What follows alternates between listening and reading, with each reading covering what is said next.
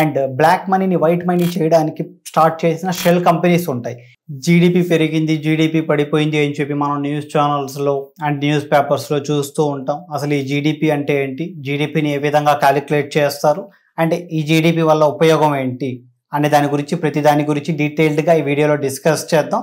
First time ఎవరైనా ఛానల్కి వచ్చుంటే తప్పకుండా సబ్స్క్రైబ్ చేసుకుని వీడియో నచ్చితే లైక్ చేయండి. ఏమైనా డౌట్స్ ఉంటే కామెంట్ చేయండి. ఫస్ట్ ఆఫ్ ఆల్ జీడిపి అంటే ఏంటి? జీడిపి అంటే జీ అంటే గ్రాస్, డి అంటే డొమెస్టిక్, పి అంటే ప్రోడక్ట్. గ్రాస్ అంటే టోటల్, డొమెస్టిక్ అంటే ఇండియాలో, ప్రోడక్ట్ అంటే గూడ్స్ అండ్ సర్వీసెస్. అంటే ఇండియాలో జరిగే ప్రతి గూడ్స్ అండ్ సర్వీసెస్ని క్యాలిక్యులేట్ చేయడమే జీడిపి. గూడ్స్ అండ్ సర్వీసెస్ అంటే ఏంటి నేను ఎగ్జాంపుల్తో మీకు వివరిస్తాను. ఎగ్జాంపుల్, గూడ్స్ అంటే మనం బేసిక్గా మనిషి రెండు రకాలుగా డబ్బు సంపాదిస్తారు. ఒకటి ఒక సామాన్లు అమ్మి డబ్బులు సంపాదిస్తారు, రెండు పనిచేసి డబ్బులు సంపాదిస్తారు. సో ఫస్ట్ వన్ ప్రొడక్షన్, అంటే గూడ్స్ సెల్ చేసి డబ్బులు సంపాదిస్తారు. సపోజ్ ఒక ఫార్మర్ ఉన్నారు, ఒక ఫార్మర్ వెళ్ళి తను పండించిన పంటని అమ్మి డబ్బులు సంపాదిస్తారు, అది కూడా జీడిపిలోకి యాడ్ అవుతుంది. ఒక car manufacturing company car cell చేసి డబ్బులు సంపాదిస్తారు, సో అది కూడా జీడిపిలోకి యాడ్ అవుతుంది. అదేవిధంగా మనం రీసెంట్గా చూసుకుంటే మేక్ ఇన్ ఇండియా ప్రోగ్రామ్ని ఎందుకు అంత హైలైట్ చేశారు? మేక్ ఇన్ ఇండియా ప్రోగ్రామ్ ఎందుకు అంత అడ్వాంటేజ్ అంటే, వన్స్ ఫారిన్ నుండి సపోజ్ టెస్లా మన ఇండియాలోకి వచ్చి కంపెనీ పెట్టి ఇక్కడ ప్రొడక్షన్ చేసింది అనుకోండి, మన జీడిపిలోకి యాడ్ అవుతుంది.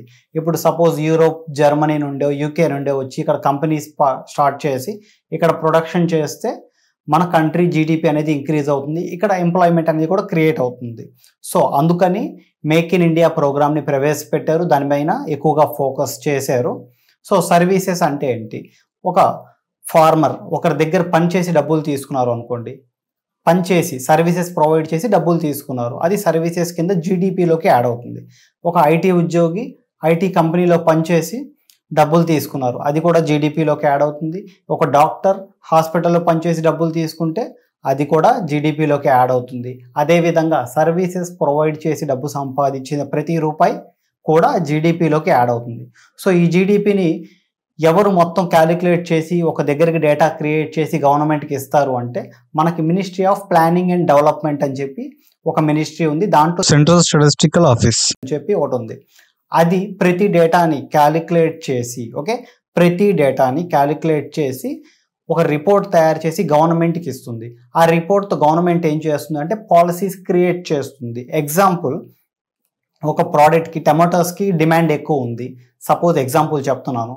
సో గవర్నమెంట్ ఏం చేస్తుంది అంటే, ఈ ప్రోడక్ట్ పైన డిమాండ్ ఎక్కువ ఉంది, సో జనాలు వీటిని ఎక్కువగా కొంటున్నారు, ఎక్కువ ప్రైజెస్ పెట్టి కొనడం వల్ల వీళ్ళకి నష్టం కలుగుతుంది అని చెప్పి తెలుసుకొని దాని మీద సబ్సిడీస్ ఇస్తారు. అది తయారు చేసే వాళ్ళకి సబ్సిడీస్ ఇచ్చారనుకోండి, దాని ప్రొడక్షన్ పెరుగుతుంది అండ్ డిమాండ్ తగ్గుతుంది, దాంతో జనాలకి అందుబాటు ధరలోకి ఆ సామాన్ అనేది వస్తుంది. ఈ విధంగా ప్రతి ప్రోడక్ట్స్ని పరిశీలించి చూసి ఎక్కడ డిమాండ్ ఉంది, ఎక్కడ సప్లై ఉందో దాన్ని కనుక్కొని దానిపైన గవర్నమెంట్ ఫోకస్ చేయాలి. బట్ బేసిక్గా జీడిపిని మన ఇండియాలో పొలిటీషియన్స్ని ఏ విధంగా చూపిస్తారు అంటే, జీడిపి పెరిగింది, సో మా గవర్నమెంట్ బాగా చేస్తుంది, వాళ్ళ గవర్నమెంట్ బాగా చేయలేదు, వీళ్ళ గవర్నమెంట్ బాగా చేసింది అని చెప్పి వీటి గురించి వీళ్ళు ఎక్కువగా చర్చిస్తారు. కాకపోతే రియల్ జీడిపి వేరు, నామినల్ జీడిపి వేరు. ఎప్పుడు గుర్తుపెట్టుకోండి, రియల్ జీడిపి వేరు, నామినల్ జీడిపి వేరు. రియల్ జీడిపి అంటే ఏంటి? ఎగ్జాంపుల్ చెప్తాను.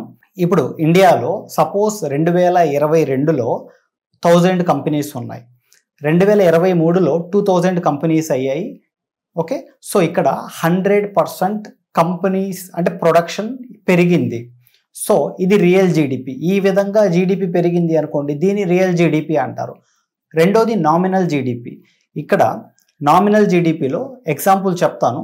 మీరు సపోజ్ ఒక 1000 ప్రోడక్ట్స్ తీసుకొని మార్కెట్కి వెళ్ళి 10 రూపీస్కి సెల్ చేశారు, 10,000 ఎర్న్ చేశారు ఈ ఇయర్.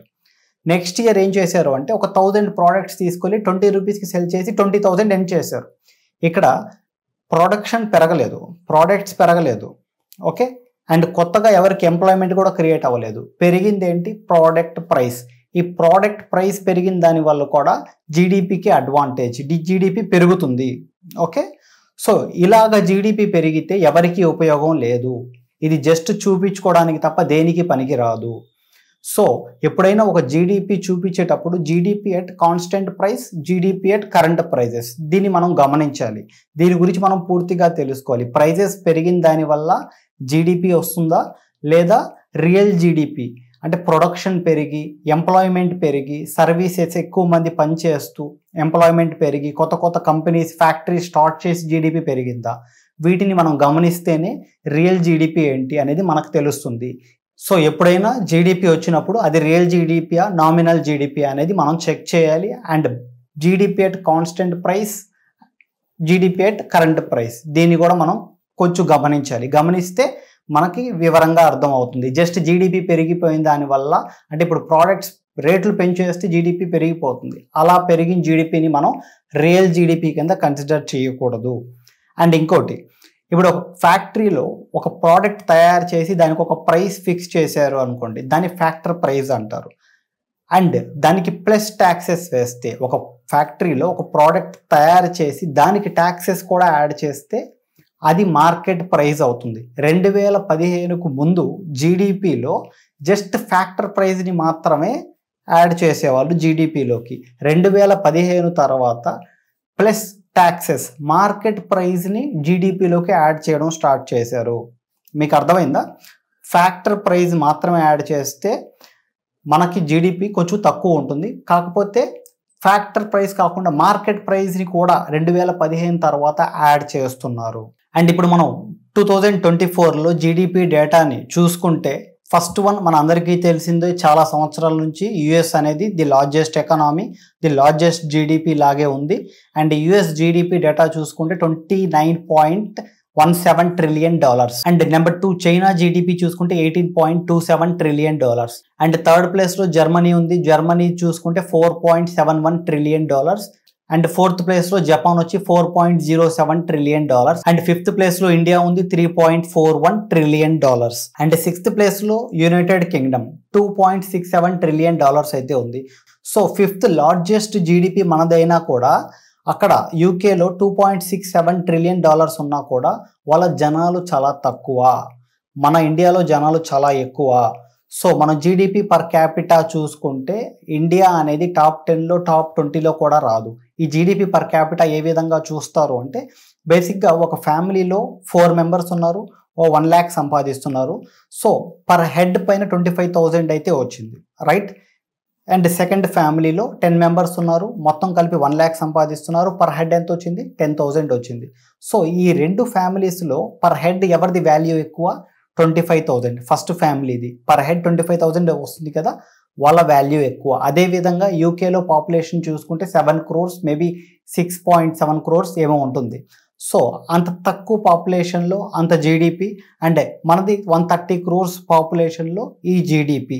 అండ్ ఈ జీడిపి డేటాలో మనకు చూసుకుంటే చాలా వరకు 20%, 25%, మోర్ దాన్ 20% అయితే మనీ లాండరింగ్ చేసుకోవడానికి స్టార్ట్ చేసిన కంపెనీస్, అండ్ బ్లాక్ మనీని వైట్ మనీ చేయడానికి స్టార్ట్ చేసిన షెల్ కంపెనీస్ ఉంటాయి.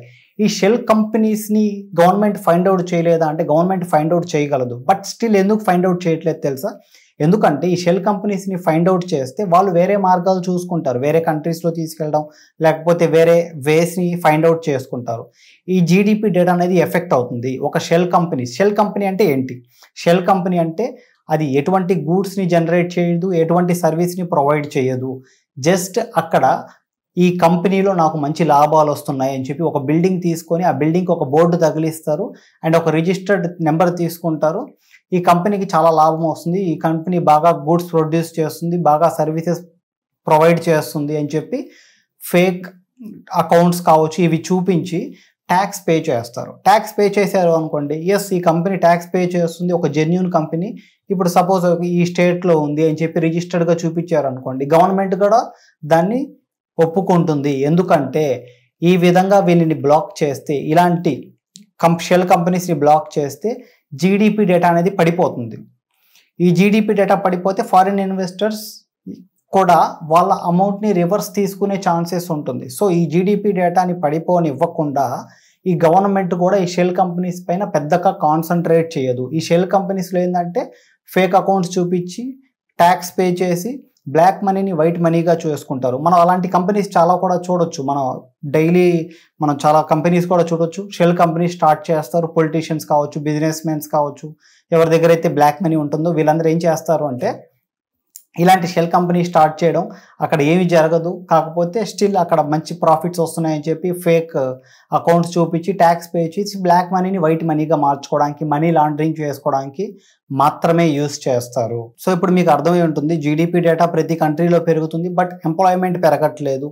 అదేవిధంగా ఎంప్లాయ్మెంట్ ఉంది, అదేవిధంగా కంట్రీ ఉంది, ఎక్కడ కూడా ఇన్ఫ్రాస్ట్రక్చర్ పెద్దగా డెవలప్ అవ్వట్లేదు, బట్ స్టిల్ జీడిపి డేటా మాత్రం చాలా బాగా కనిపిస్తుంది. అంటే ఇవి రీజన్స్, యాక్చువల్ రీజన్స్. సో ఫ్యూచర్లో మనకి జీడిపి డేటా వచ్చినప్పుడు అది రియల్ జీడిపియా, నామినల్ జీడిపియా, జీడిపి అట్ కాన్స్టెంట్ ప్రైజా, జీడిపి అట్ కరెంట్ ప్రైజా, దాని గురించి మనం పూర్తిగా చూసిన తర్వాతే ఒక లీడర్ని కావచ్చు, ఒకరి స్టేట్మెంట్ని కావచ్చు మనం బిలీవ్ చేయాలి. జస్ట్ జీడిపి డేటా చూసిన దానివల్ల మనం ఒక లీడర్ని బిలీవ్ చేయకూడదు. పూర్తిగా రీసెర్చ్ చేసి మాత్రమే మనం ఒకరిని నమ్మాలి. ఈ షెల్ కంపెనీస్ నుండి మనీ ఏ విధంగా మనీ లాండరింగ్ చేస్తారు, ఏ విధంగా బ్లాక్ మనీని ట్రాన్స్ఫర్ చేస్తారు, ఏ విధంగా బయట కంట్రీస్కి పంపిస్తారు, బయట కంట్రీస్ నుండి అగైన్ సేమ్ ఇండియాలో ఉన్న కంట్రీస్లోకి ఫారిన్ ఇన్వెస్ట్మెంట్స్ కింద ఏ విధంగా తీసుకొస్తారు, దాని గురించి నేను నెక్స్ట్ వీడియోలో చెప్తాను. అండ్ వీడియో వాచ్ చేసినందుకు thank you very much. See you, take care.